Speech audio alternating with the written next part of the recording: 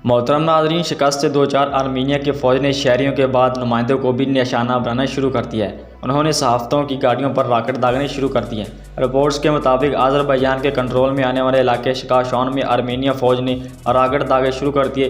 खुशकिस्मती से शोबा सहाफ़त से तल्लुक़ रखने वाले अफराद महफूज रहे। आर्मीनिया की तरफ से हमलों में ज़राए ब्लाक के नुमाइंदों को भी खतरात का सामना है। आर्मीनी फ़ौज का रॉकेट इखबारी नुमाइंदे की गाड़ी के करीब से गुजरा, लेकिन कोई भी जानी नुकसान नहीं हुआ।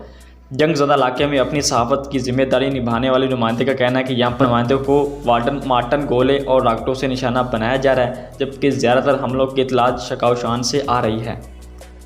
ख्याल रहा है कि गुज़श्ता रोज़ आर्मीनिया ने एक बार फिर जंग बंदी की खिलाफ वर्जी करते हुए आज़रबाईजान के फ़ौजियों और मकामी आबादी पर फायरिंग की।